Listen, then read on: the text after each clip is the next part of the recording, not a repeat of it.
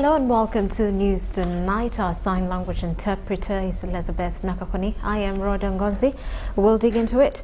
President Yoweri Museveni has thanked the new first Deputy Prime Minister, Minister for East African Affairs, Rebecca Kadaga, for accepting and putting aside sense of entitlement and listening to his advice to serve. President Museveni spoke shortly after Kadaga took oath of allegiance at State House, Nakasero. Right Honorable Rebecca Kadaga was among the several ministers who missed out other ministers, took oath at Kolo Independence Grounds on Monday, citing COVID-19 protocols. The former Speaker of Parliament, flanked by relatives, today took her oath of office as the first Deputy Prime Minister and Minister of East African Affairs before the President at State House Nakasero. I, Rebecca Kadaga, being appointed Deputy Prime Minister of Uganda, swear in the name of the Almighty God that I will at all times well and truly serve the Republic of Uganda in the office of the Deputy Prime Minister, and I will support and uphold the Constitution of the Republic of Uganda as by law established. And I will, to the best of my judgment, at all times when required, freely give my counsel and advice to the President of Uganda and his successors in office as by law established for the good management of the public affairs of the Republic of Uganda, and that I will not directly or indirectly reveal any matter as shall come to my knowledge in the discharge of my duties and committed to my secrecy. So help me God. Speaking shortly after the swearing in, President Museveni praised Kadaga for her modesty and humility and for listening to his advice to serve in that capacity as second Deputy Prime Minister and Minister for East African Affairs. I want to congratulate my young sister. This time when I made these proposals, because she was already Speaker of Parliament, which is a high post according to this constitution we are operating, number 3 after President, Vice President, Speaker, Chief Justice. But although I didn't give her all the reasons, I told her that I had very strong reasons why I wanted us to reorganize. And I proposed this. And although I had not given her all the reasons, she agreed, and I want to congratulate her. Blessed are the humble, for the kingdom of heaven is theirs. Museveni also thanked Kadaga for sticking to NRM since her early days of leadership, something that has seen her rise in ranks of the party leadership. One of the people who rallied to the NRM quite early, when the NRM had come into government. I know that she started in the LOC system, in the village committees, until she came to the NRC. And she has been in NRC, in the Parliament almost continuously since that time. Then later on, she became Deputy Speaker of Parliament for a number of years until we elected her as Speaker for the last 10 years.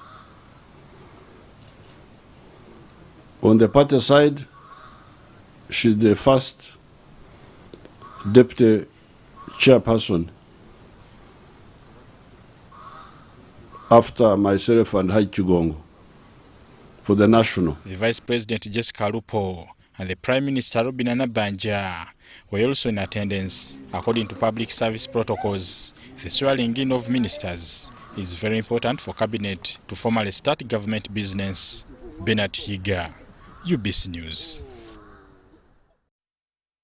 And the Commander-in-Chief of the Armed Forces and President of Uganda, General Yoweri Museveni, has made new changes, transfers and promotions in the Uganda People's Defence Forces. Most notable is the promotion of the former Deputy Chief of Defence Forces, Lieutenant General Wilson Mbadi, to Chief of Defence Forces. Lieutenant General Muhoozi Kainerugaba was also appointed as the new Land Force Commander, among others. The Commander-in-Chief, General Yoweri Museveni, has promoted Lieutenant General Wilson Mbadi to the rank of General and appointed him as Commander, Defence Forces, in a reshuffle where the first son, Lieutenant General Muhoozi Kainerugaba, has been appointed Commander, Land Forces. Lieutenant General Kainerugaba has been moved from the command of Special Forces Command. Major General Sam Okiding will be his deputy Commander, Land Forces. Mbadi, who has formerly served as the Deputy Chief of the Defence Forces, a position which has now been occupied by Lieutenant General Peter Elweru. Major General Leopold Eric Chanda moves from the position of UPDF Chief of Staff for Land Forces to now Joint Chief of Staff. Lieutenant General Joseph Musanyufu moves from the UPDF Joint Chief of Staff to the Military Civil Service. Brigadier General Bob Ogik becomes Chief of Staff, Land Forces. Brigadier General Daniel Kakono is new Commander, Field Artillery Division, and Brigadier Peter Chandia is the Acting Commander, SFC. Lieutenant General Charles Angina has been moved from Operation Wealth Creation to the Ministry of Foreign Affairs with no specific deployment. Major General Sam Kavuma has been posted to Operation Wealth Creation. Major General Kasura Kyomukama is deployed in the civil service, while Brigadier General Charles Kisembo is the commandant, Kyankwanzi Political School.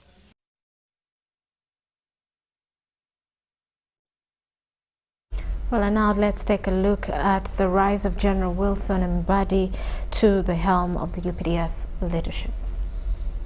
Lieutenant General Wilson Mbadi is a senior military officer in the Uganda People's Defence Forces. He currently serves as the Chief of the Defence Forces. From May 2013 until January 2017, Mbadi served as the Joint Chief of Staff of the UPDF, where he was replaced by Major General Joseph Musanyufu. In 2005, he successfully completed a diploma course in strategic studies at the University of Nairobi. In 2007, he graduated with a master's degree in strategic studies from the Air War College at Maxwell Air Force Base in Alabama, United States of America. He joined the Uganda military in 1986. In 1991, he was commissioned following the completion of a one-year officer cadet course at Royal Military Academy, Sandhurst, in the United Kingdom. While at Sandhurst, he graduated at the top of his class. In 1992, he attended the Platoon Commander's course at the Uganda School of Infantry, at that time located in Jinja. In 1994, he attended the Uganda Junior Staff College, also at Jinja. In 1998, Mbadi attended the Mobile International Defense Management course in Lusaka, Zambia. Also, in 1998, he attended the Company Command course in Tanzania. In 2001, he attended the Combat Group Command course at Ahmad Corps Center and School in Ahmadiyya, India, doing very well. In 2004, he attended the Senior Command and Staff course at National Defense College, Kenya. In the same year, 2004, Wilson Mbadi completed the Peace Support Operations course at Karen, Kenya. In 2005, he successfully completed a diploma course in strategic studies at the University of Nairobi. But what is his military career? From 1987 until 1989, he served as a junior non-commissioned instructor at Kaweweta and Kabamba Recruit Training School. In 1991, he was the officer in charge of career planning. Served as the director of supplies in 1997 to 1998.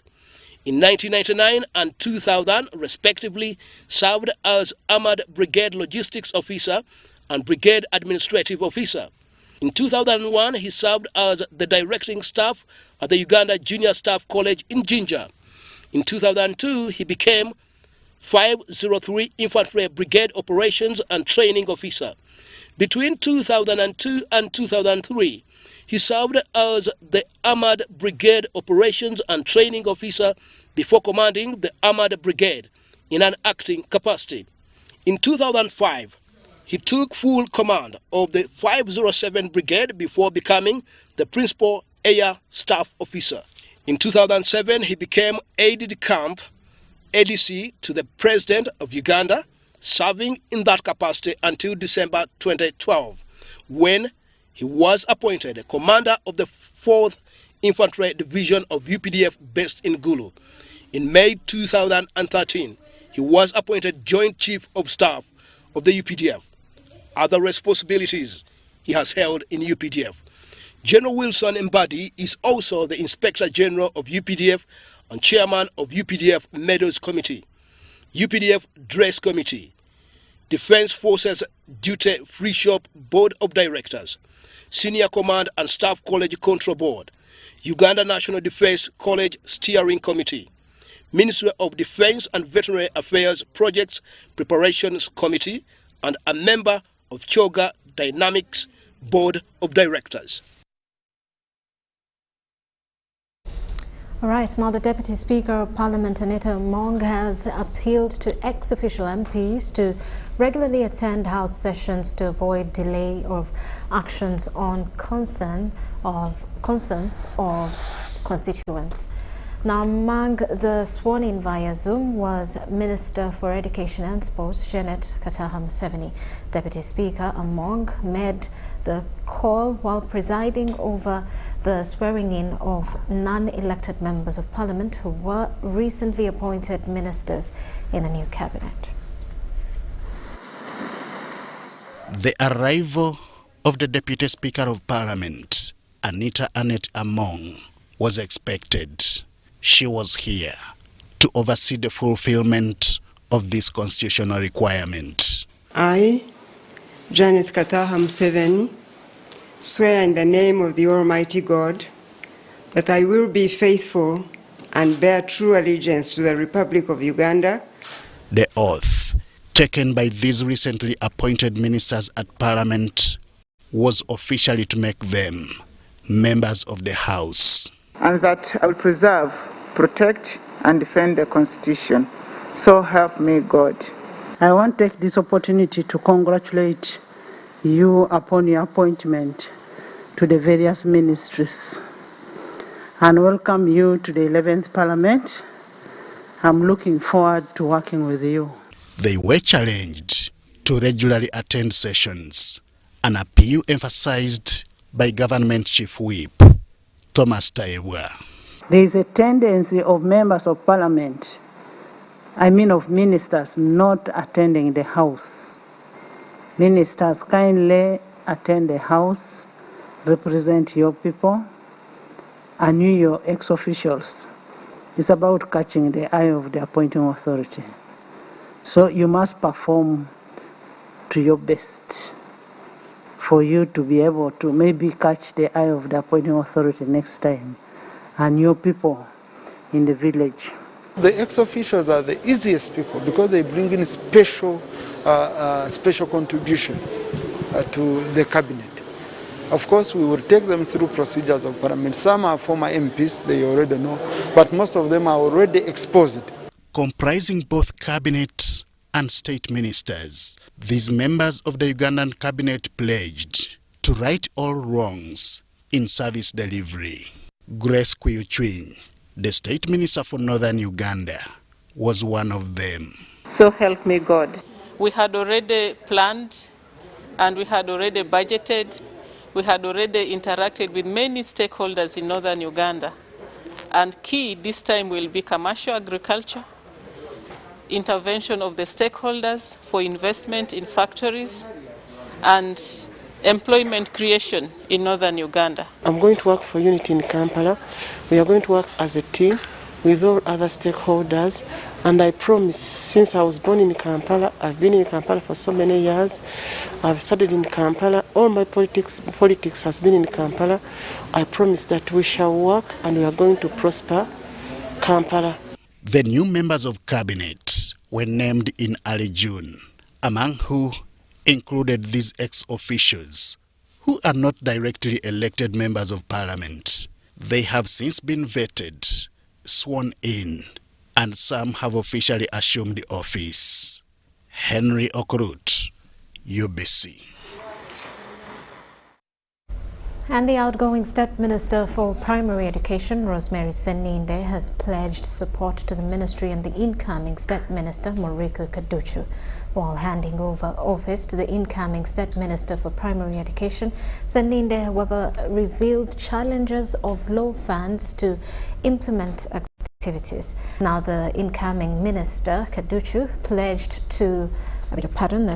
commitment and hard work towards achieving the goals and missions of the ministry.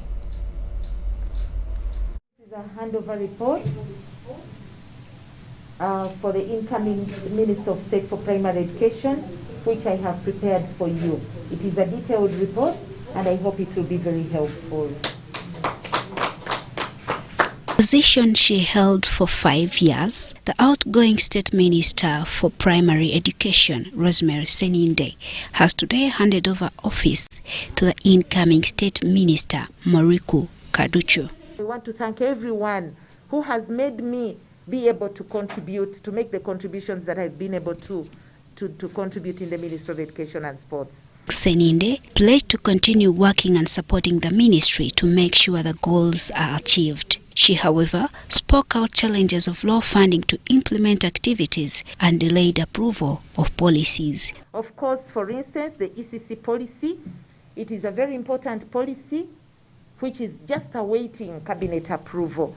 Another challenge is that some vacancies within the basic education department are not yet filled. I hope that will be done.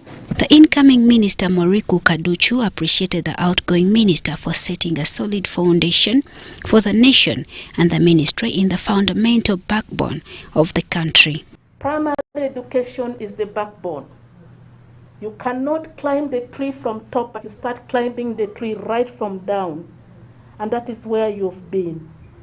I really want to salute you, sister, and I want to say thank you.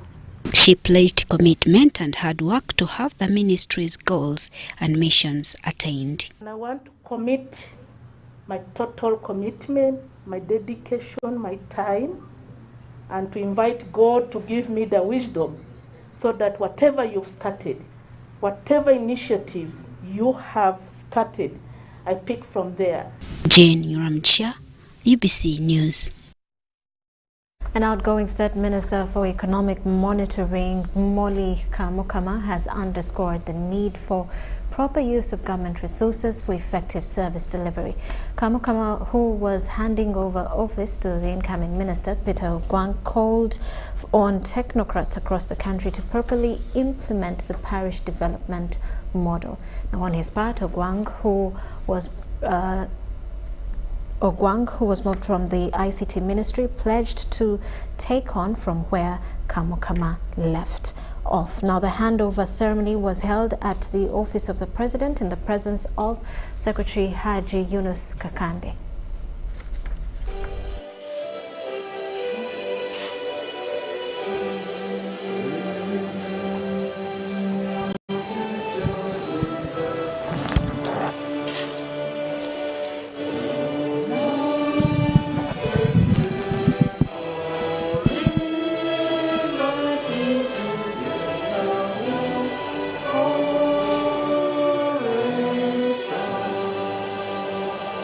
To just push and get your money. Is it 13 billion or what?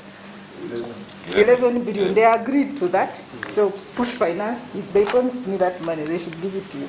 You're also going to help the government of Uganda, including your senior ministers, to call upon them to do what they are supposed to do at the right time. So you have a lot of power and you have a lot of privilege. I wish you all the best in your new term, and I wish the entire team of presidency all the best.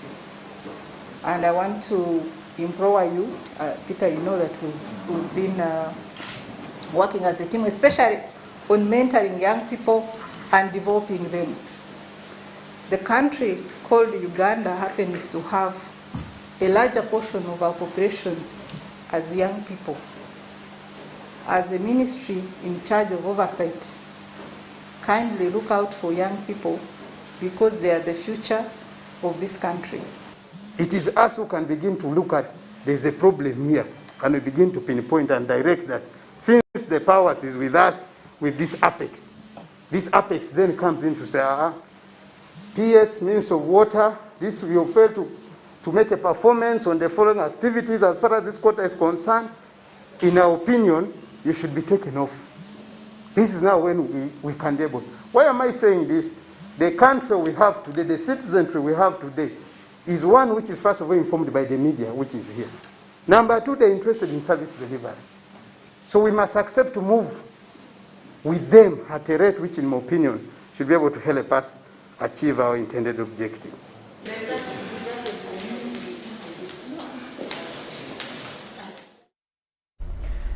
Government is still locked in a hard discussion on who is a vulnerable person, how much should be given for relief funds, and the accuracy of paying money to the right beneficiary through mobile money transfer. Local leaders in the districts of Kampala, Wakiso and Mukono believe the gesture is positive, but the chosen criteria may run down the set purpose. In 2020, Government of Uganda, through the Office of the Prime Minister, extended relief aid in terms of foodstuffs to the vulnerable in the first lockdown. Although the process was timely, but it was entirely regarded to be a sham exercise, as many of the beneficiaries continued complaining about the quality of the foodstuffs.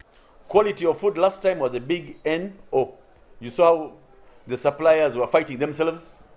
It was, unfortunately, people were taking advantage of the vulnerable people. Following the irregularities that marred the exercise, this time round government is pondering for another alternative to deliver COVID-19 relief to the vulnerable via mobile money transfer platforms. However, the question that hangs on the lips of many local leaders is the reliability, accuracy, and whether government knows the people regarded vulnerable it is going to rescue. Who is going to scrutinize that in the family we have not gotten more than 4 lines? Because it is possible that in one house you can have 4 mobile phone numbers, and therefore one family may benefit, and there is also another family which has no mobile phone. Because the questions we have is, how have they generated the list of the vulnerable people? Who are involved in that, in helping the Prime Minister's office? However, financial transaction risk analysts have expressed fears that government is likely to cause a financial loss to the taxpayers through paying ghost persons, which is a breach of the Know Your Customer's customer. You cannot tell me you are a vulnerable person when your phone has been receiving millions of shillings. So even when they bring them on the list, we shall check your phone. It has been getting 500. It has been getting money. And then you say you are vulnerable.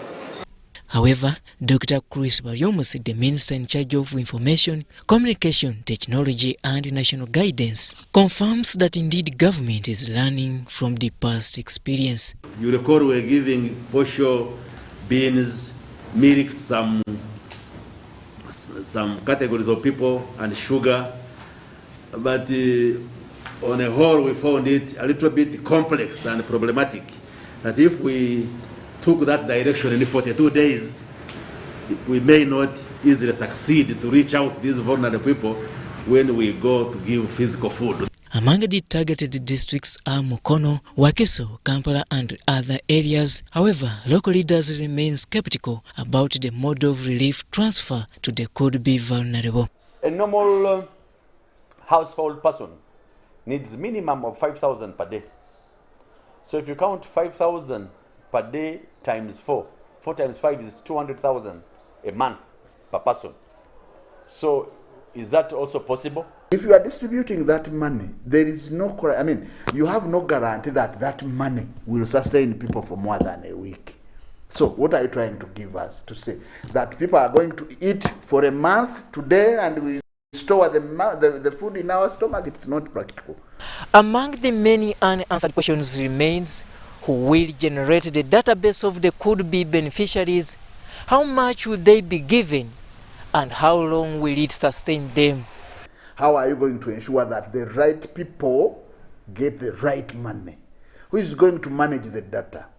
Who will be there to scrutinize that actually what has been brought from Namulanda Sea are the real needed people? And money is actually poison. I see the issue of money is more dangerous because now it's going to be like a harvest season. Whether government will extend the COVID-19 relief assistance to a section of members of the public who are considered to be economically disabled by default to the COVID-19 lockdown or not, the reality remains that COVID-19 is here to knock on everybody's door, regardless of who you are and what you possess. Robert Onyango, Kampala.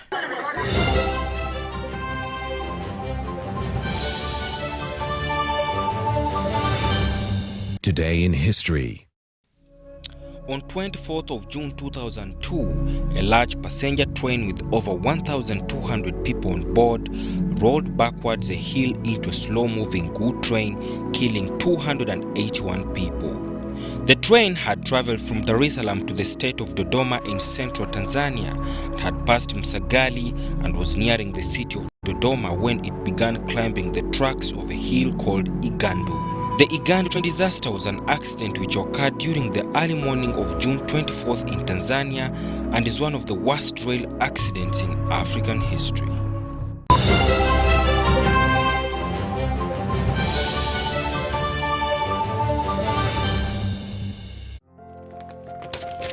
Wait, Abu, tunamaliliza. And what are you doing throwing papers all over the place? I'm looking for an invoice for a sound system and cables that I received yesterday, but I can't find it. You know there is a way of keeping all this in one place and available to you as and when you need it. I really wish there was one, because the way these invoices grow legs and disappear. I believe this is what you're looking for. Now how did it get there? Tabo! Do you know that with EFRIS, you can stay on track of all your business transactions and improve on your record keeping? How so? Katituliku computer with EFRIS. I just search using the fiscal document number and I retrieve the records I'm looking for. Bookkeeping becomes simple after that. Kapo, awesome, yeah. I began using URS Kakasa Solutions and now I'm in charge of my business, and you can as well. Kakasa, be sure you are in charge of your business. Uganda Revenue Authority, developing Uganda together. Public announcement. The Minister of Public Service informs the general public that tomorrow, Friday, 25th of June, 2021, has been declared a public holiday throughout Uganda to be observed and celebrated as the National Day of Prayer. We've cut and reduced our MTN Momo withdrawal rates. Now you can withdraw mobile money at the lowest rates. You also get MTN Central Points when you deposit, send, and withdraw MTN mobile money. Visit our Momo agents countrywide and withdraw mobile money at our reduced rates from 1st May 2021. Everywhere you go, MTN.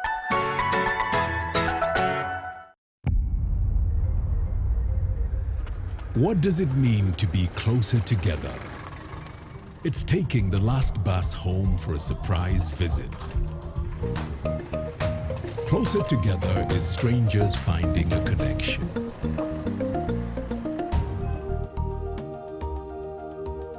It's bringing home something much more than a box. It's the warmth of home, or the beginning of something new. There's magic in sharing the things that we learn, because it's those things that bring us close together.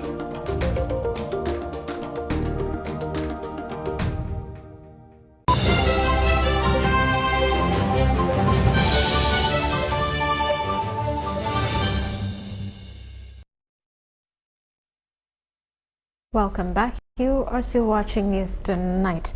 Now, private hospitals have attributed the hiked charges of COVID-19 treatment to the scarcity of equipment in treating COVID-19 patients. This was disclosed during a consultative meeting with the head of State House Anti-Corruption Unit, Kano Edith Nakalema, following the public outcry over exorbitant charges by private health facilities. On several occasions, the public has decried the high charges of COVID-19 treatment, especially in private hospitals, which in turn has led many Ugandans to lose their lives, with no one coming to their rescue. As of now, if any patient happens to visit any private hospital for COVID-19 treatment, he or she is allegedly charged between 200 and 300,000 for just a cylinder of oxygen, which costs between 40 to 50,000 from the manufacturing companies. So far, State House and Corruption Unity has received over 4,000 complaints emanating from public on high charges of COVID-19 treatment in private hospitals. It's against this backdrop that the State House and Corruption Unity has Thursday called for a consultative meeting with the owners of health facilities and stakeholders in the health department. In this meeting, Kano Edith Nakalema accused private hospitals for hiking COVID-19 treatment, thus turning the mandated service as doctors to Ugandans into business. Is it ethical to refuse to admit patients until they have made deposits for treatment?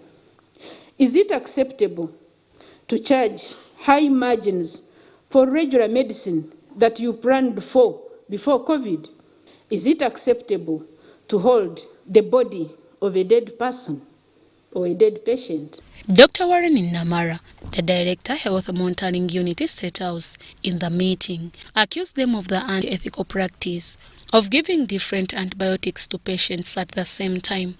In one of the hospitals, in one patient, in one day, he was given vancomycin, amikacin, ciprofloxacin, erythromycin. Are we selling drugs or we are treating patients? In another one night, ciprofloxacin, vancomycin, another injection of something that I can't even tell. He, however, urged them to have Ubuntu in rendering services to Ugandans by reducing costs on intensive care unit and medicine in this trial moment of fighting the pandemic.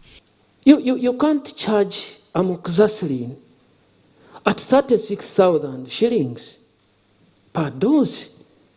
No, our payment is in the benefit of the patient. If a patient heals, that's our gratification. In responding to their cry, owners of private hospitals decried the scarcity of oxygen, utility bills as one of the bases of increasing COVID-19 treatment charges. Because government facilities get these things for free, but private facilities have to grapple with the supplier, with the medical stores. So it's not even the cost of the refilling of the tank. It's about the logistics that are involved in mobilizing those tanks. But the reality is to run a ventilator for 24 hours without switching it off not only affects your electricity, but also affects the ventilator itself. Without eliminating the challenge of inadequacy of intensive care units in government hospitals, they also want to be provided with fairly adequate medical credit funds to allow them access loans. We'd like to get some support to set up oxygen plants at especially the hospital level facilities, because that will offset the joint challenge we're all facing. We humbly request that in the future, medium to long term, we increase the number of ICU beds in the government high-level tertiary facilities. Reaching out the way forward to the challenge of high charges of COVID-19 treatment, owners of private hospitals have promised to give a final conclusion on this matter come Monday next week. Deborah Namamonde, Ivan Juko, UBC News. And Ministry of Works and Transport has clarified on the issuance of travel permit stickers. They shall be valid for 2 weeks except for medical doctors. The ministry says application is ongoing so far. 16,356 people have applied, but essential workers will be prioritized. Addressing the press at Uganda Media Center, the Commissioner for Transport and Road Safety, Katushabe Winston, said that the application for stickers will be done online on the ministry's website, but the application will be prioritized based on how essential the person is. All permissions issued by the Ministry of Works and Transport, except for medical service providers, the Principal Communications Officer talked about this, will be valid for 14 days, after which the applicant should apply for renewal. And renewal is not automatic. The rest of the MDAs or organizations, once 14 days elapse, you can alert us using the same email that you have changed. These people you want now to renew. Will not take a lot, because now once we have your data in the database, once you send the email, automatically we click and we say approval. Essential workers whose application will be prioritized include media personnel, medical service providers, telecommunication companies, food stores, utility providers, among others, whose sticker issuance shall be channeled through relevant regulatory agencies and associations. We have worked within those parameters to ensure that we facilitate, especially the essential workers. Now, key amongst these are the medical personnel, and that's why you hear Kataika was telling you that yes, all of you will apply, but we try to look at this. So the reason you see we are making this a laborious process is we actually want to be sure that you are essential. You must be on the road, and you must be adding value during this lockdown. Otherwise, stay at home, stay safe. He also appealed to police officers manning roadblocks to consider making it easy for emergency cases like pregnant women and people with chronic diseases. Agencies, especially the enforcement officers on the road, to exercise common sense in judging these critical cases which I have mentioned, especially pregnant women and persons suffering from chronic diseases, to ensure that these people attain the medical help they require. We hope this will help us not to lose so many people when we are trying to address the pandemic, but at the same time, those people who are suffering from other diseases are not saved. Those who wish to travel outside Kampala shall apply online for special movement permit, and Regional District Task Force shall give the framework. Requests from districts outside Kampala shall be handled by the regional and district task forces, which should set the framework based on LC1 recommendations, district health officers and resident district commissioners. These ones specifically, if for example somebody is in Kayunga and maybe you want to seek medical attention from a referral hospital, say in Jinja, and there is still time, the doctor could say, come after a week. Because there is no public transport, so the area LC1 will recommend maybe the district health officer to the RD. Saddam Mubale, UBC News, Kampala.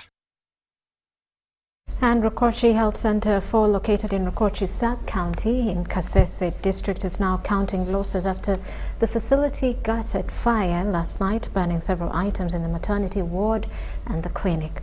The fire, according to the management, started from a freezer that keeps vaccines that had a short circuit which sparked fire that spread to the entire building. However, management confirms no casualties reported during the fire outbreak. Rukoki Health Center 4 is estimated to have lost property worth 200 million in a fire that gutted the facility last night. The fire, which started last night at around 2 a.m., left several items like maternity beds, freezers, computers, office documents, among others, burnt. As the in charge of this facility, Mr. Kayiri Joyfred explains this scenario. We lost the cold chain fridges. These are the fridges that keep the vaccines.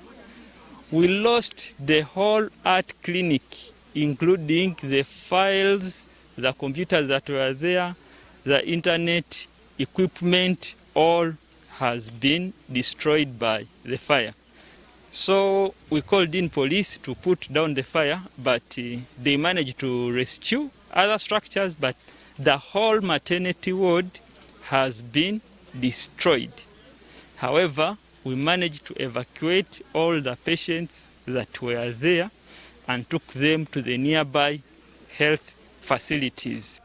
The District Health Officer, Dr. Baseke Yusuf, calls for immediate action by Ministry of Health to ensure that the facility is brought back. As for the meantime, tents will be erected for continuity of services. We are going to erect tents to be used as antenatal services and immunization services. At the same time, HIV/AIDS clinic should continue. My appeal to the ministry is that we urgently need this structure. This is the only unit which of obstetric emergencies where you come in and go out without being asked any coin.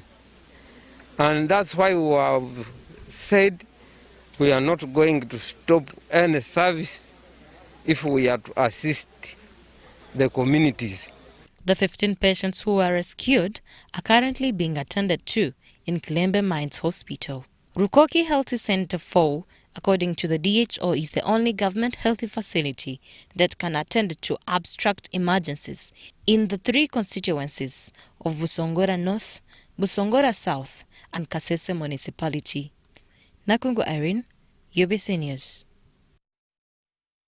Migrant Workers Voice Network Association, a body agitating for rights of Ugandan external laborers, is seeking to petition the Speaker of Parliament over the continued mistreatment of Ugandan external workers. At a media briefing in Kampala, the association lined, among other demands, the need to audit all recruiting companies which they claim only target profit other than the working conditions of their clients. For the last 15 years, Uganda's unemployment luggage, especially from the fresh graduates, has not only posed a burden to parents, but also a security threat to the country. The search for survival has made many youth to knock doors of the mushrooming labor exporting companies, though in the end, the story is alarming. Here a case of deportation, but there is no one to hear what is the reason as to why this individual is being deported. You hear a person who is being imprisoned, but there is no one to represent them wherever they are. But the only option is to deport Ugandans or imprison them without no clear reason. Although external labor exporting business is legal and recognized by Ugandan government, loopholes and negative concerns continue emerging the industry. For example, Ugandans who are being exported like bananas are contributing to the revenue of Ugandans. Why can't we give a chance to Ugandans who are working abroad as migrant workers to be considered, their representation to be part of the recruitment process? Migrant Workers Voice Network Association, an entity agitating for the rights of the external laborers, is now raising the red flag to the government. A call for immediate halting of the move by the Ministry of Gender to increase external labor licensing fees. This simply justifies human trafficking as the only and quickest, cheap way to exit the country. They now continue reminding Ugandan authorities that many of its external laborers working abroad are enslaved. I've got cases where Ugandans die and they carry them like dogs knocked on the way. And today is a day we feel we need the government to give us a second chance to be heard. It's not something that you just look at and you walk over. This is something that is so serious. So today we are having the message to reach to Parliament to give us a consideration on issues, give us a consideration to be included on issues concerning recruitment of migrant workers. On top of this, they are now petitioning the Speaker of Parliament to give utmost attention to these matters. The petition also calls the Ministry of Gender to give the accountability of the previous insurance and compensation policies, which is a worker's right and ought to be effected from the first day of effecting the working contract, and to clearly indicate where in standard employment contract and in the bilateral was the insurance of migrant workers mentioned. Migrant accuses many external labor companies for aiming at only profits and the Ministry of Gender for paying a deaf ear to these challenges. Robert Onyango, UBC News, Kampala. Farmers and local leaders in Nyakatonzi village, Nyakiyumbu sub-county in Kasese district are worried that the COVID-19 pandemic may hit them even harder due to lack of food. This follows continuous raids by a flock of elephants from Queen Elizabeth National Park that destroy maize gardens and other cereal crops planted on a large scale.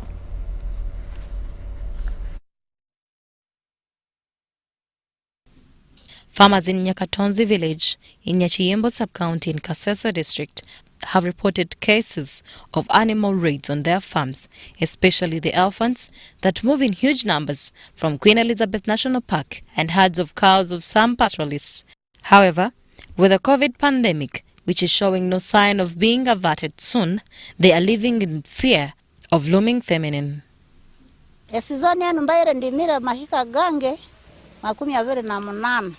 Changa chende echere kumboneriza ni chimu mulisa wende nibajanga abantu 10 ninganga 8 na kuonere byokulya naja na yemera nemigo baje bayemera nemigo kwa kuba no gamba tino baza nabo nibakukwatira emigo ngukatukutere twenda kukulihe numye muyonga yenda kukumara kati nyo nyina bana bange bisomero nimbakozesa chibambi nje kufero mu kisaka habwende.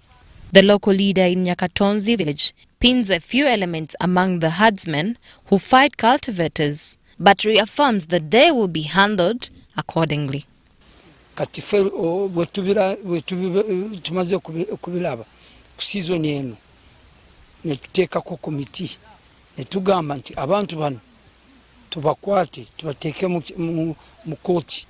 In addition to crop destruction by animals, the district councillor representing Nyakatonzi sub-county, Natuhaire Ham, says that a group of residents have been cited and reported to security agencies that are suspected to have been involved in insulting local farmers by pastoralists who graze animals in their gardens.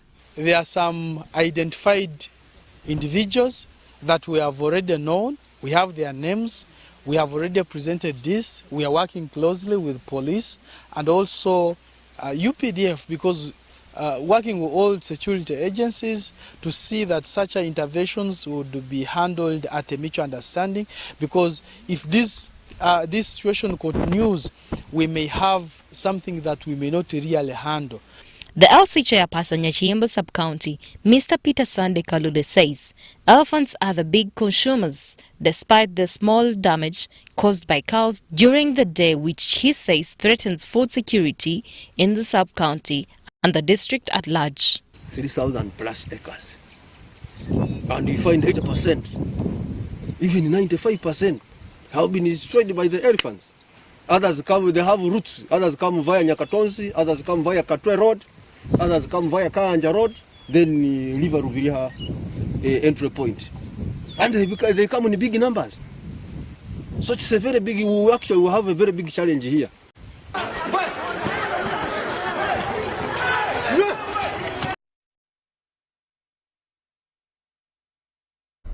With that, we take a quick break. When we return, business news. You are watching News Tonight.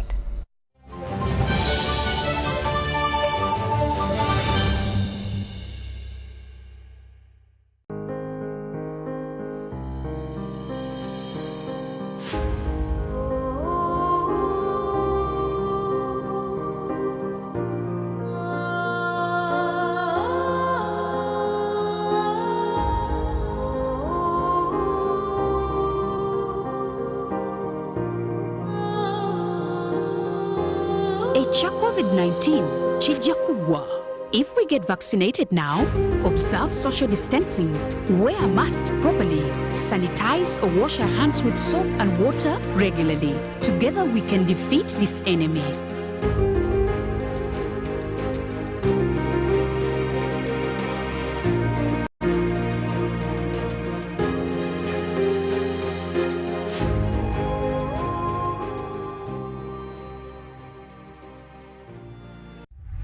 In efforts to improve quality assurance and Uganda's competitiveness as a tourist destination, Uganda Tourism Board is set to undertake a nationwide grading and classification exercise of hotel and accommodation facilities. As a member of the East African community, Uganda subscribes to the East African Grading and Classification Criteria, a system denoted by stars ranging from 1 to 5. The grading and classification exercise will be crowned by the awarding of star ratings to facilities found compliant to the EAC minimum standards. This is therefore a call to all accommodation and facility owners and managers to register and get licensed by UTB as a requirement and get ready for participation. For more information, visit www.utb.go.ug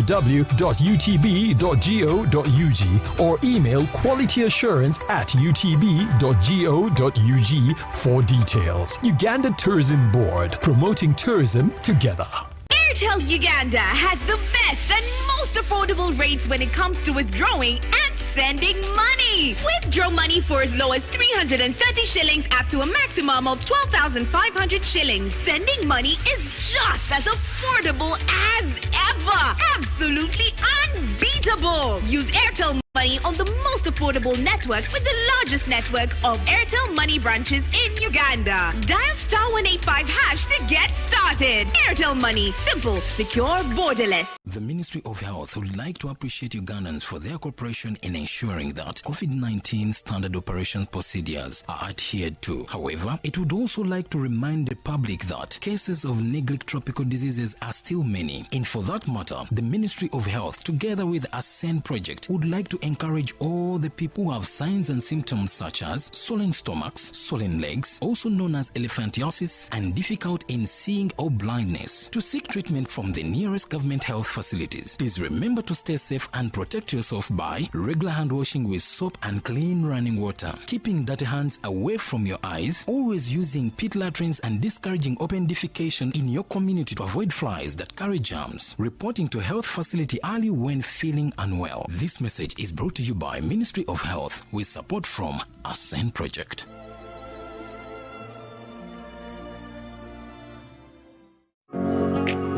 It's no secret that ICT makes learning easy.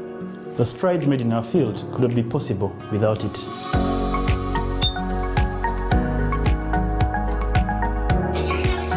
And now we can watch our favorite shows. My radio is my best friend. UCC provides an enabling regulatory environment and policy guidance for healthy competition. We also facilitate ease of doing business in the communications sector through licensing, standardization, spectrum management, tariff regulation, rural communication development, and consumer empowerment. An informed consumer is an empowered consumer. UCC supports local content and innovations. Driving the development of a robust communication sector in Uganda is Uganda Communications Commission.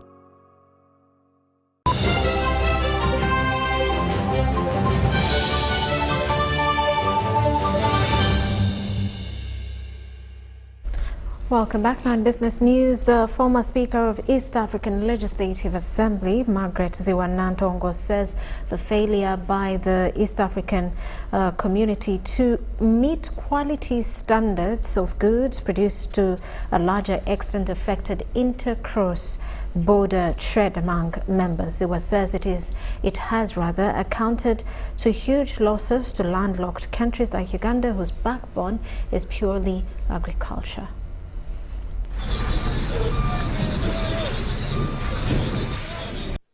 The free movement of goods across the territorial boundaries of all the East Africa Community member states is part of the Free Trade Zone Treaty member states signed to enhance trade with the community.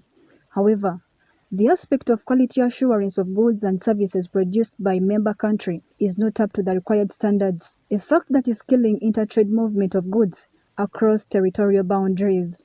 The former Speaker of the East African Legislative Assembly, Margaret Ngonzi, says, unless the community puts in place a joint bureau to ascertain the standardization of goods produced by individual member states, the community is bound to lose out on its economic potential or even collapse.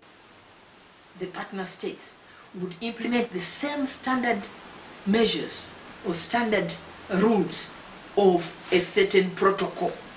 Now, I've talked about the security protocol, I can talk about the peace protocol, I can talk about the governance protocol, I can talk about the health protocol and the economic, the trade protocols. You know, when we are talking about the standard of what maize should you take to Kenya, what milk should you bring to Uganda, what, you know, they must have a certain standard. Ziwa says quality assurance of goods and services must be a responsibility of individual exporters and importers if the East African community market is to be embraced. At times in many of our localities, the muogo, the cassava, is dried on the tarmac roads. And as you pick that cassava, you also use a broom, or the rice, you use a broom, and you end up also sweeping in the stones.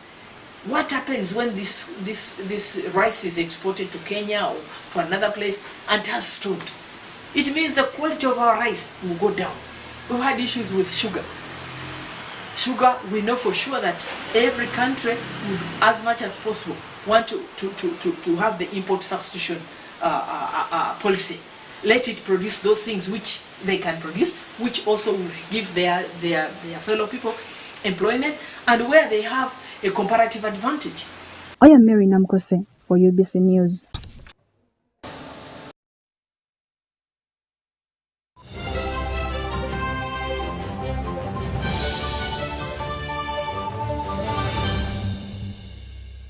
As visitors return, Kenya's coronavirus-battered hotel operators have been forced to adapt quickly to survive, adjust to the nature of service and stay in line with their ultimate service of accommodating guests. Lonely beaches and boats that were once busy are now anchored at the country, all showing that hospitality and the hotel industry in the country is yet to fully recover from the wrath of COVID-19. Fortunately, some operators are dusting up from a rough path and are getting set for hopefully a promising season of returns. For luxury exclusive resort Plan Hotel Hospitality Group in Kenya's Kilifi County, resumption is the way forward. Its outside compound is being cleared while rooms inside the hotel are being deeply cleaned, expecting to welcome international and local tourists. Additionally, capitalizing on other services like offering conference rooms and customizing to a client's need is now an essential for survival and promotes flexibility in the hotel industry operations. Because then you will end up having a further problem later down the road where your product is going to start to collapse. So if there's a price war within the market, it doesn't benefit anybody within the industry.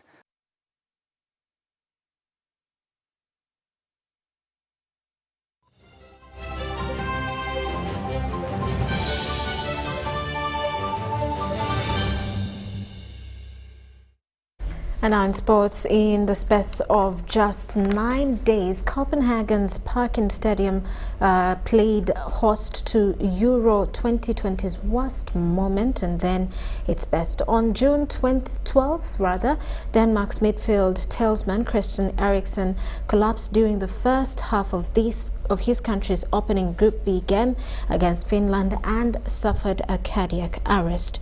His distraught teammates gathered around him during the medical staff's prolonged efforts to resuscitate him with CPR and a defibrillator, with players from both teams as well as fans in the stadium visibly distressed.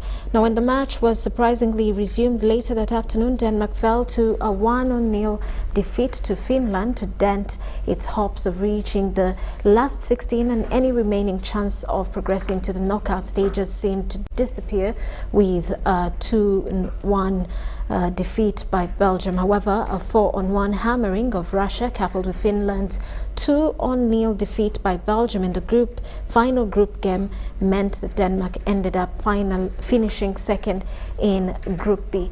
No wonder the Danish team, backed by its vociferous fans inside the stadium and the Hall of Denmark, was celebrating its remarkable achievement. Denmark has a history of upsetting the odds at the European Championships. At Euro 92, the Danish team shocked the continent by going on to win a tournament they hadn't even qualified for, but were given a late invitation after Yugoslavia's explosion. Well, that does it for News Tonight. Thank you for sticking with us throughout the hour. Elizabeth Nakakoni is our sign language interpreter. I am Rhoda Ngonzi. Have yourselves a lovely night.